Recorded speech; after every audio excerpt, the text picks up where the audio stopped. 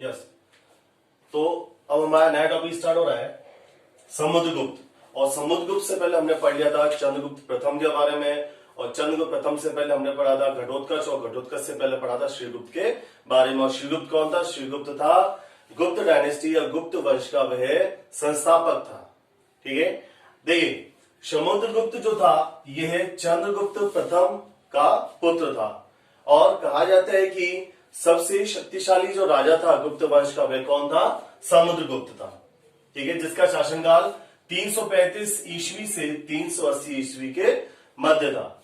देखिए चंद्रगुप्त प्रथम ने अपना उत्तराधिकारी अपना पुत्र समुद्रगुप्त को नियुक्त किया कि चंद्रगुप्त प्रथम ने अपने बाद अपना जो उत्तराधिकारी है वे किसको नियुक्त किया था? अपने पुत्र समुद्रगुप्त को।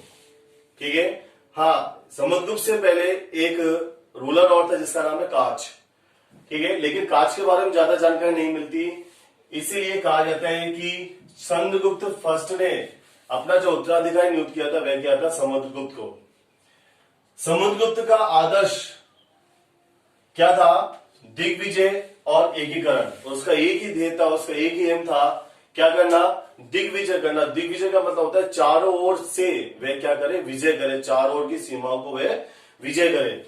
और एकीकरण का मतलब होता है कि जो भारत, पूरा भारत जो अलग अलग भागों में डिवाइड था उस भारत को क्या करे? एक करे।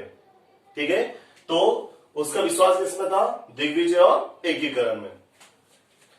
वह साम्राज्यवाद में विश्वास करता था। ठीक है, साम्राज्यवाद, साम्राज्यवाद किसे कहते हैं? अपने साम्राज्य को का विस्तार करना, अपने साम्राज्य को बढ़ाना क्या कहलाएगा? साम्राज्यवाद कहलाएगा। ठीक है, और साम्राज्यवाद की जो नीति थी इसका पालन किसने किया था? समुद्रगुप्त ने किया था, और इसी के नीति के तहत ही उसने क्या किया था? अपने साम्राज्य को बहुत ज्यादा बढ़ा दिया था। समुद्रगुप्त का दरबारी कवि था हरिसेन। ठीक है, समुद्रगुप्त का एक दरबारी कवि था जिसका नाम था हरिसेन। और हरिसेन ने जिसने समुद्रगुप्त की सैनिक सफलताओं का वर्णन किसमें किया था? प्रयाग प्रशस्ति, या जिसे बोला जाता है इलाहाबाद प्रशस्ति। ठीक है, समुद्रगुप्त का दरबारी कवि था हरिसेन, और हरिसेन ने एक प्रशस्ति लिखी थी। प्रशस्ति मैंने बताया प्रशस्ति क्या होता है? प्रशस्ति का मतलब होता है किसी राजा के बारे में उसकी प्रशंसा लिखना, क्या कहलाएगा?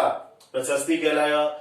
तो प्रयाग प्रशस्ति या इलाहाबाद प्रशस्ति किसने लिखी थी? हरिसेन ने लिखी थी। और हरिसेन ने इस प्रशस्ति में क्या कहा था कि समुद्रगुप्त की सैनिक सफलताओं का वर्णन किया था, और ये कहा था कि समुद्रगुप्त कभी भी युद्ध में नहीं हारा था। और 100 युद्धों का विजेता किसको बताया गया है? समुद्रगुप्त को बताया गया है। किसमें? इलाहाबाद प्रशस्ति में। ठीक है, देखिए एक चीज का ध्यान रखना कि प्रयाग प्रशस्ति लिखी तो किसने है? हरिसेन ने, लेकिन इसको अशोक का जो कौशाम्बी अभिलेख है उस कौशाम्बी अभिलेख पर लिखवाने का काम किसका था?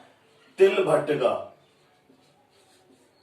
ठीक है, तिलभट्ट ने उस पत्थर पर, स्तंभ पर इस प्रशस्ति को लिखवाया था। ठीक है, देखिए इलाहाबाद प्रशस्ति के अनुसार वह कभी भी युद्ध में नहीं आ रहा था। इलाहाबाद प्रशस्ति किसने लिखी थी? हरिसेन ने, और इसके अनुसार क्या था कि वह कभी भी युद्ध में नहीं हारा था। समुद्रगुप्त के पास एक शक्तिशाली नौसेना थी। नौसेना जानते हैं आप? जल सेना, जो जल की सीमा होती है वह चारों से जो सुरक्षा करती है उसे कहा जाता है नौसेना। तो समुद्रगुप्त के पास एक शक्तिशाली नौसेना थी जिसके द्वारा उसने क्या किया? अपने संबंध विदेशों के साथ मजबूत कर लिए थे। ठीक है, गुप्त वंश का पहले ऐसा शासक था जिसने विदेशों के साथ संबंध मजबूत किए। किसके माध्यम से? नौसेना के माध्यम से। समुद्रगुप्त ने अश्वमेध यज्ञ किया, और मैं आपको बता चुका हूं कि अश्वमेध यज्ञ किसे कहते हैं। शुंग वंश में मैंने बता दिया था अश्वमेध यज्ञ के बारे में। तो समुद्रगुप्त ने अश्वमेध यज्ञ किया, जिसकी जानकारी हमें किससे मिलती है? उसके सिक्कों पर लिखा हुआ है अश्वमेध पराक्रम। हमें समुद्रगुप्त के अश्वमेध यज्ञ की जानकारी कहां से मिलती है? कि समुद्रगुप्त के जो सिक्के मिले हैं उन सिक्कों पर क्या लिखा मिलता है? अश्वमेध पराक्रम, जिससे क्या पता लगता है कि समुद्रगुप्त ने किया, कौन सा यज्ञ किया था? अश्वमेध यज्ञ किया था। वह ललित कलाओं में निपुण था। कौन? समुद्रगुप्त। ललित कलाएं क्या होती है? ललित कला में मतलब होता है वह संगीत में, डांसिंग में, म्यूजिक में वह क्या था, एक्सीलेंट था। उसे कविराज कहा गया। एक नंबर क्वेश्चन पूछा जा सकता है कि गुप्त वंश का ऐसा कौन सा शासक था जिसे कविराज कहा गया है, तो वह कौन था, समुद्रगुप्त। उसके एक सिक्के पर उसकी वीणा बजाती हुई आकृति है। अब देखिए समुद्रगुप्त के एक सिक्के और मिले हैं, उस सिक्के पर क्या है, उसकी आकृति है, और आकृति भी कैसी है कि वह क्या बजा रहा है, वीणा बजा रहा है। तो इससे हमें क्या पता लगता है कि वह संगीत कला में भी क्या था, निपुण था। ठीक है, तो हम समुद्रगुप्त संगीत कला में निपुण था, इसकी जानकारी में कहां से मिलती है, उसके सिक्कों से जिस पर उसकी आकृति है वीणा बजाते हुए। वह विष्णु का भक्त था, ठीक है, भगवान विष्णु को मानता था, लेकिन साथ ही साथ वह सभी धर्मों का भी आदर सम्मान करता था। तो ये वो आपका समुद्रगुप्त।